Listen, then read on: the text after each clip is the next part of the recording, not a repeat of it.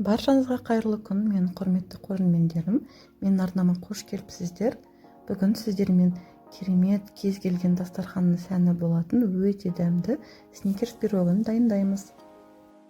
Пирогымыздың дәмі торттың еш кем емес, кез келген қонақтарыңыздың, отбасыларыңыздың жүрегін жалап алатынына сенімдімін. Олай болса бастайық. Пирогты менімен бірге дайындаңыздар.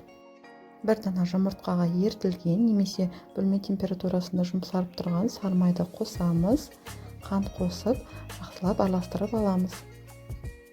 Пирогқа маргарин емес сары май таңдағанымыз үшін сонда пирогымыз өте керемет дәмді болып шығады.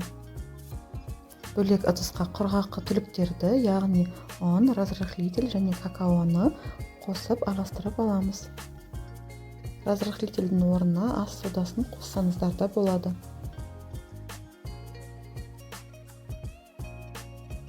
Құрғақ түліктерімізді біркелкі араластырып алған соң, сұйық массамызға қосып, жақсылап араластырып аламыз. Басында осындай венчикпен немесе қасықпен араластырып, ары қарай қолмен қамыр илейміз. Егер де мен каналыма жазылмаған болсаңыздар, міндетті түрде жазылып қоюларыңызды сұраймын. Осылай біркелкі қамыр илеп аламыз. Қамырымыз жұмсақ, созылмалы болып шығады. Дайын болған қамырымызды қалған қалпымызға салып, біркелкі қылып жайып шығамыз. Қалыптың шеттеріне осылай бортики жасап шығамыз. Қамырды біркелкі жайып шыққан соң, салмасын дайындағанша мұздатқышқа салып қоямыз. Салмасына бізге вареная сгущенка мен арахис қажет. Вареная сгущенка сәл қаттылау болады, осылай жақсылап араластырып аламыз. Вареная сгущенканың арзан емес, сапалы түрін алғанымыз үшін.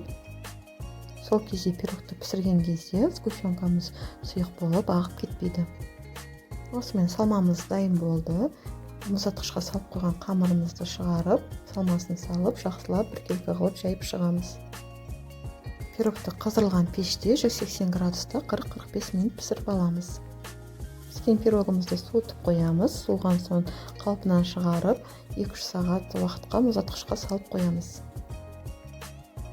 Глазурін дайындау үшін бізге сүтті шоколад керек. Шоколадты судың буына немесе микроволновкаға ертіп аламыз. Бөлме температурасында еріп тұрған сары майды қосып, жақсылап араластырып аламыз ерігенше. Алдын ала кішкене арахисті блендерде майдалап дайындап қойдым. Блендер болмаса пышақпен майдалап алсаңыздар да болады. Соны қосып, жақсылап араластырамыз. Осымен глазуріміз дайын болды. Мұздатқышта 2-3 сағат тұрған пирогымызды шығарып, глазурді үстіне салып, жайып шығамыз. Біркелкі қылып жайып шыққан соң, глазуріміз қатқанша мұздатқышқа 10-15 минут уақытқа алып қоямыз. Глазуры қатқан соң пирогымыз дайын болды. Пирогымыз жасалу жолы өте оңай, көріп тұрғандарыңыздай. Дәмі керемет болып шығады. Магазиндегі сникерстен кем емес. Міндетті түрде дайындап көріңіздер. Видеом сіздерге пайдалы болса лайк басып, комментарий қалдырып кетіңіздер. Арнама жазылуды ұмытпаңыздар. Астарыңыз дәмді болсын.